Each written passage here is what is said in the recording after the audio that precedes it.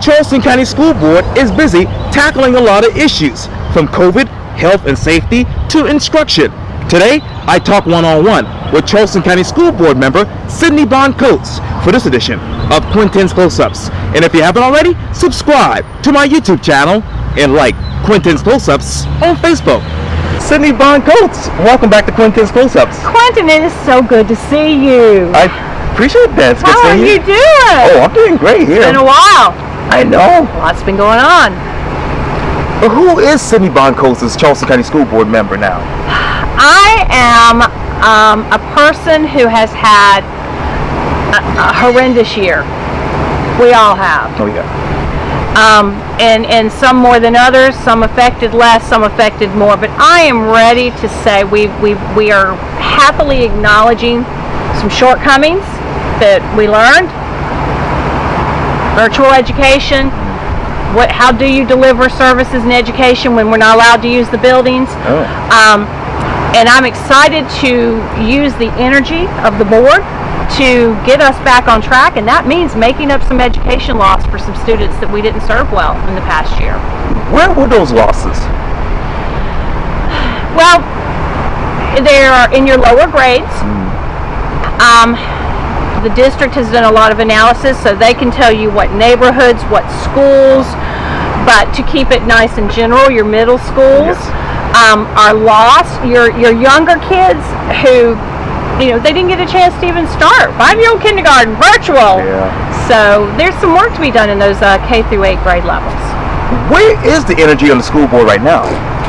Fixing those problems. I can tell you that that is one thing I can genuinely say without any hesitation, is that there are 9 people on this board who want to overcome the challenges of last year and who want our students back on track. Knowing that means they're not on track today, we're going to have to do some intensive work with them because they didn't get our services in our best ability last year through no fault of the district, through no fault of anybody. Right. Nobody told us it was coming. Right. What are those services that you want to give back to the kids? Very intensive tutoring and makeup. Our job is education. Right. I believe that we're going to need to do summer programs. I think there's a lot of funding there for summer programs. I think those summer programs need to be for these kids who are not on grade level, maybe intensive pull-out. I do know that our Chief Academic Officer and her team have some really creative ideas going into the summer and certainly going into the next school year of how to have kids learn more than 1 year's worth of work in a year, because that's essentially what we have to do. How much funding do you actually need for these summer programs? So let's talk about funding. There's this thing called ESSER, Elementary and Secondary School Education Relief Funds. Okay. You may have heard CARES Act, you may have heard the American Rescue Sure. Plan. Those are ESSER to us. South Carolina, starting in March of 2020 and coming, I think they're already here, $3 billion plus strictly for those programs and purposes. $3 billion into the state of South Carolina for those things in and above school funding. So I can tell you that in early 2020, Sure. there was about $16 million that came into CCSD. Okay. Recently, $72 million. Wow. And the American Rescue Plan, Right. $163 million. So our job now is to make that money count, use it wisely, and be cognizant of where it came from. It came from y'all. The taxpayers. How do you make it count? By doing things that focus on fundamental education, by making sure, there is social emotional learning. There's a lot of funds there. We can work on that. It's one of the board's goals is that we make sure students feel like their schools want them there and respect them for being there. But I tell you what, nothing makes a child feel more comfortable in school than not being the one who doesn't know the material. So we owe it to these kids to make sure they get the education they should have gotten last year while we're giving them the education this year. I can't believe all the work our teachers had to do last year. I'm glad to know that the state is helping step in and say you're not going to be doing both at the same time. That's how we do it for these kids. We make them not afraid to raise their hand and enter into the discussion because they know the material.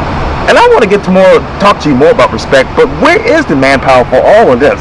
So now we got money.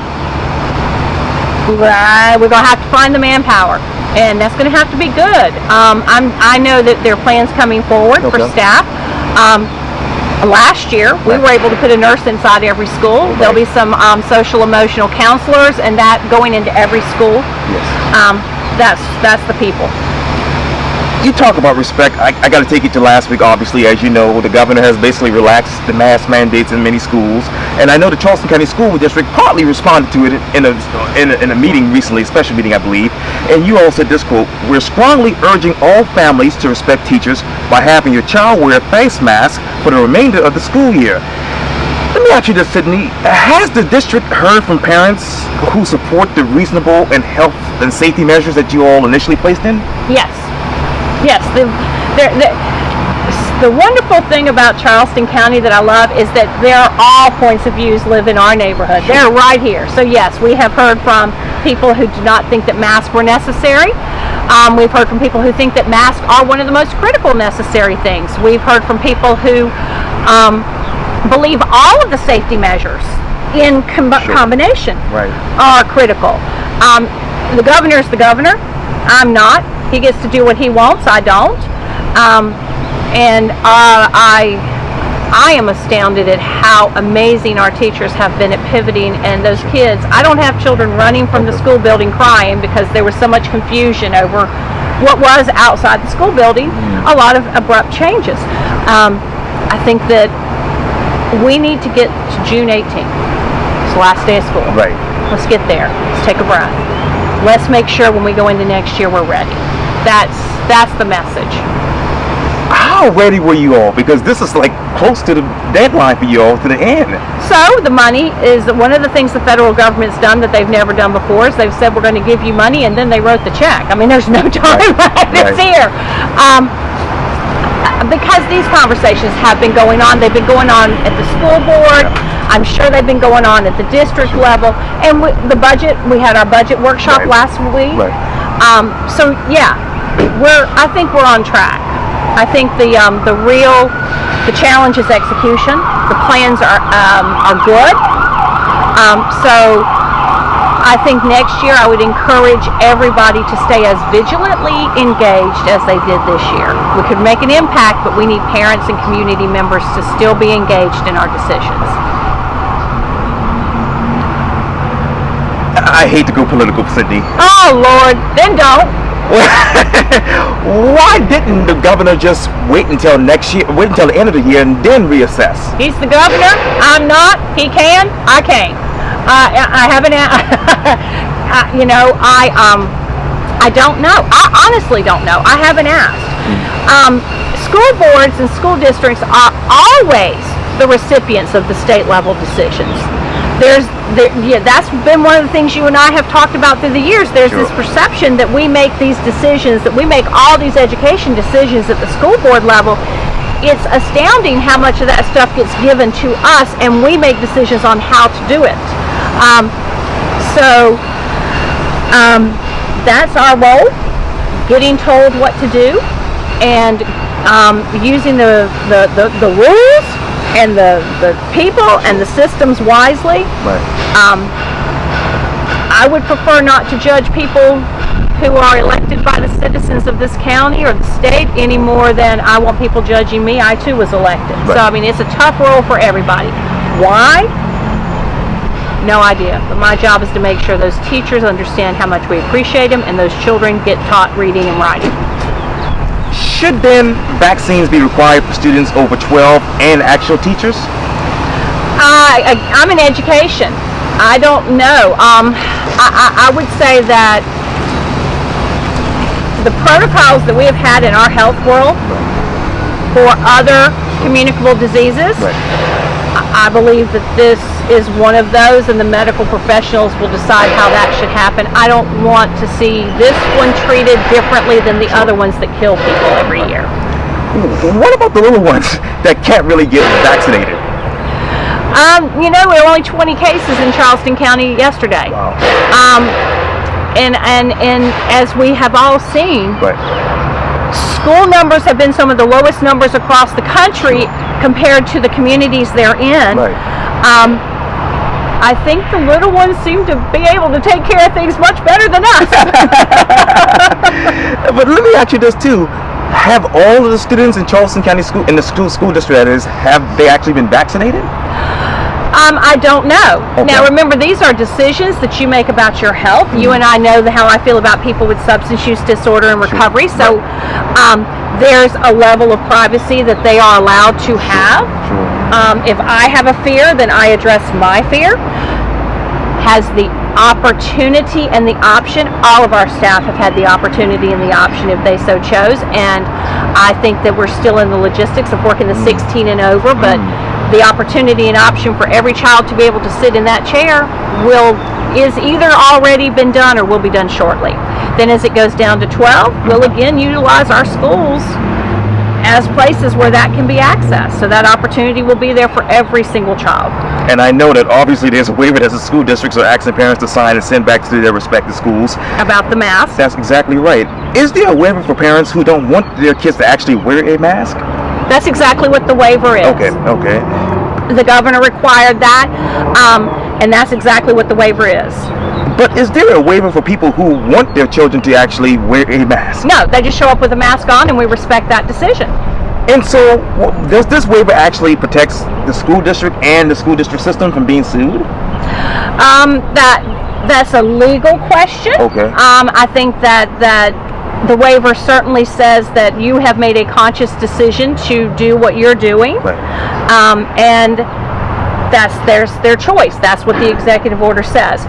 Equally as welcome in our schools are people who choose to continue wearing masks. Now, I know you're not an attorney, but if a child or an educator gets COVID due to the governor's policy, who should parents and families direct that legal counsel to? I have no idea. But they should pick up the phone and call their own lawyer. Okay. With that waiver, Sydney, who inside Charleston County School District will actually check each student's paper to see if the parents actually signed that waiver? Well, that is actually a requirement in the executive order. I believe there was something that said the waiver has to be, the DHEC has to make the waiver cannot be altered, and the waiver has to be signed in its original form. So yes, that's an onus put on the schools that they have valiantly stepped up and done, but they have to review them, they have to make sure that it's on record. Absolutely. How about those children who actually have underlying health conditions? They need to continue wearing those masks. What happens when a positive case unfortunately happens in the class? What happens then? We've had that. This is not new. We've had COVID protocols in place all year. We've had positive cases in the school. We will continue to do that contact tracing, continue to do the necessary quarantining, continuing to make sure everyone's aware. That's been going on all year. This is a waiver that parents can sign that says, I have made a conscious decision with all the facts at my disposal I have chosen. I don't want my child to wear a mask. Nothing else has changed. We are still following the other protocols as a district. People who want to wear a mask are still doing so, and our what happens if scenarios that have been in place are still in place. Now, will Superintendent Postlewaite allow parents to enroll the students in virtual learning now that this change has been made? I think that's a discussion we're going to have. Okay. We have virtual learning, and we had an application period. So I think that's a question I have heard other board members say we may need to have, and I would suspect that we probably have to have that conversation. If this is going to be in 2021, in August, do we open up this period again for parents who thought that wouldn't be the case? I would certainly say that's a fair thing to do. Now, with this recent decision from Columbia, do you all fear that there may be a severe teacher shortage in the fall? Well, the decision also came from the CDC, and then they reversed it, but they reversed it till the end of this school year. So I think by August, this isn't a state-by-state conversation anymore in terms of that particular protocol, because the CDC has already weighed in, and even when they weighed in and reversed it, they still only said until the end of this school year. They have not indicated next school year they would recommend masks. Now, did you all really have legal grounds in the beginning to issue these mask mandates? Again, those executive orders. It is May of 2021, and I think in South Carolina the executive order was number 36. Right. They're flying fast and furious. But to think about it. Yes, ma'am. Something had to have been in place. I couldn't go to my bank and draw out $10 without having my temperature taken. So clearly there were some things put in because of COVID for private businesses, for individuals, for schools that allowed those things to happen. Will they continue taking those kids' temperatures and the teachers' temperatures at schools? I don't know that we're still doing that anymore. If we are, I think it's only if they, I don't think we're doing it at the front door. Okay.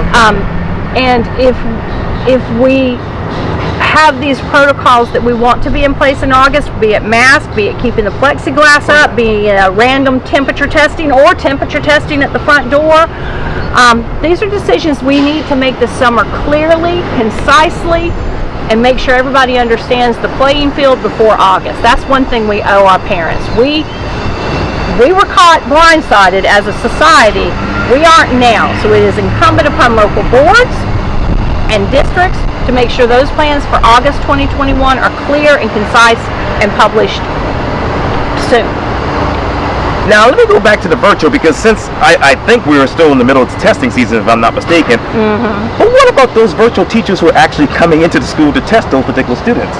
That's a state requirement that this test be taken in the buildings, and there's some reasoning for that. Imagine if a child has spotty internet.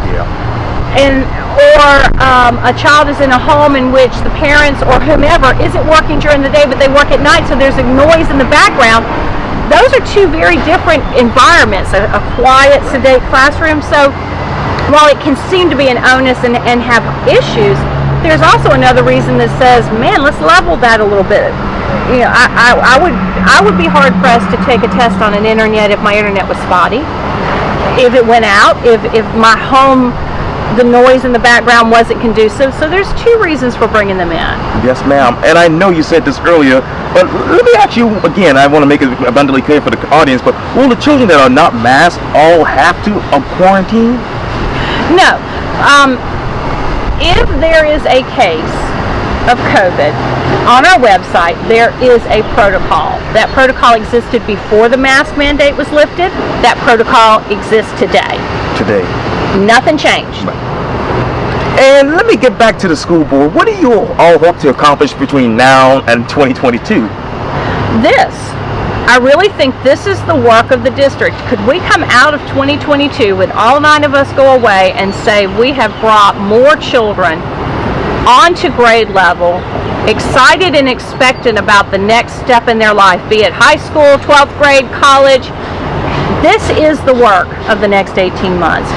How many of these kids, how many more than we traditionally have, are on grade level and excited about the next aspect of their K-12 or post-secondary education? How many kids did you generally have? Well, our graduation rate's what? 4-year graduation rate's around 80%.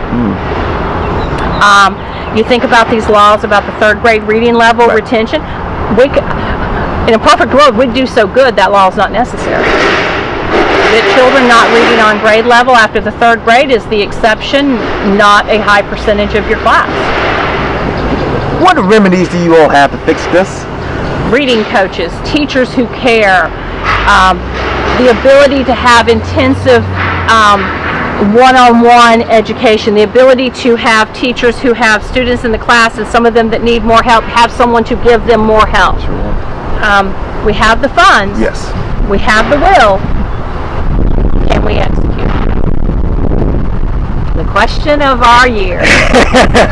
We hope we get some answers soon. Cindy Bohn Coats, thank you so much for your time. And again, welcome back to Quintin's Close-Ups. Thank you, and welcome back to interviewing. Yes, thank you. Good to see you again. Likewise. Okay. Thank you. You're welcome. Yes.